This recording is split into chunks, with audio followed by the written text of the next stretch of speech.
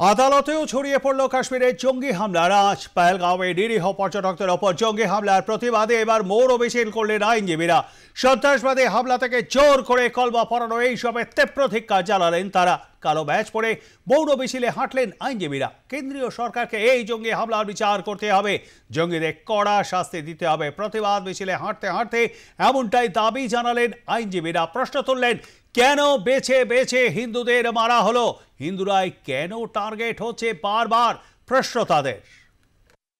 যারা নিরীহ মানুষকে হত্যা করে, যে কোনো পরিস্থিতিতে সেই মানুষগুলি কোনোদিন মানবতার বন্ধু হতে পারে না, তারা মানুষের শত্রু। এই বিষয়ে কি ভারতীয় স্বরাষ্ট্র মন্ত্রক থেকে কোনো বক্তব্য এসেছে এখনো পর্যন্ত? আমরা এই বিষয়ে কথা বলছি।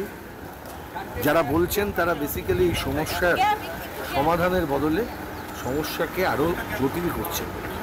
সমস্যাটা সিরিয়াস। মন্ত্রীরা মিটিং করবেন, প্রধানমন্ত্রী মিটিং করবেন, স্বরাষ্ট্র সচিব মিটিং করবেন, প্রতিরক্ষা মন্ত্রী মিটিং করবেন, বিভিন্ন বাণী কথা বলবেন আমাদের, কিন্তু কেন হলো? এর আগেও হয়েছে, আপনারা জানেন, সেনাদের ওপর আক্রমণ। বারে বারে ঘটবে কেন? আমাদের তাহলে কি প্রতিরক্ষা মন্ত্রক কী করছে, কী করছে? আগে করা উচিত ছিল। মৃত্যুটা হওয়ার পরে এটা করছেন। পাকিস্তানের বিরুদ্ধে বিভিন্ন, এটা উনি জানতেন না? আজ থেকে ঘটনা কি আজ থেকে? সরকারের পাশে দাঁড়ানো উচিত গোটা ভারতবাসীর, দল মত নির্বিশেষে, এবং একে মোকাবিলা করতে হবে। পাকিস্তানের যে ঔদ্ধত্যতা, এই ঔদ্ধত্যতাকে সমুচিত জবাব দিতে হবে, কিন্তু যুদ্ধের মধ্য দিয়ে নয়। কারণ যুদ্ধে সাধারণ মানুষ মরে। যুদ্ধ নয়, শান্তি আমরা চাই। ভারত সরকারকে এই বিষয়ে যথাযথ ভূমিকা গ্রহণ করতে হবে, যেন আর একটা মৃত্যু না হয়। ঘটনার নিন্দা জানাচ্ছি এবং যারা এর পেছনে যুক্ত তাদেরকে উপযুক্ত শাস্তি দেওয়া হোক। পাকিস্তানের বিরুদ্ধে যুদ্ধ ঘোষণা করা হোক, সর্বদল বৈঠকে এই সিদ্ধান্ত নেওয়া হোক, জিরো টলারেন্স, নো টলারেন্স। কেন থাকবে জঙ্গি সংগঠন? কেন থাকবে মানুষকে মারার জন্য সংগঠন তৈরি হবে? কেন থাকবে সংগঠন?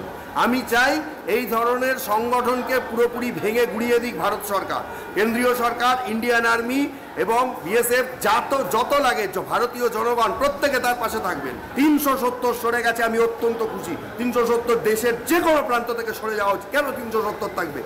মানুষের রক্তের দাম দিতে হবে। আজকে জেড ক্যাটাগরির নিরাপত্তা যদি দেশের স্বরাষ্ট্রমন্ত্রীর থাকে, দেশের প্রধানমন্ত্রীর থাকে, তাহলে যে হাত আপনাকে ওই সিটে বসিয়েছে তার নিরাপত্তার ব্যবস্থা আপনাকে করতে হবে। না হলে আমি বলবো আপনাদের মতো কাপুরুষ দেশ থেকে চলে যাওয়া উচিত। আমি শাস্তি চাই যে এদেরকে হাতে প্লাস ভাতে দুটোতেই মারতে হবে। না হলে অতিথি দেব ভব, যেটা আমরা আজ অব্দি ভারতবাসী হয়ে মানতাম, সেটা আর এদের উপরে প্রযোজ্য হয় না। এবারে আঁককে বদলে আঁক, আমরা এর বিরুদ্ধে যতটা আইনগতভাবে যেটা করার সেটাই আমরা করব।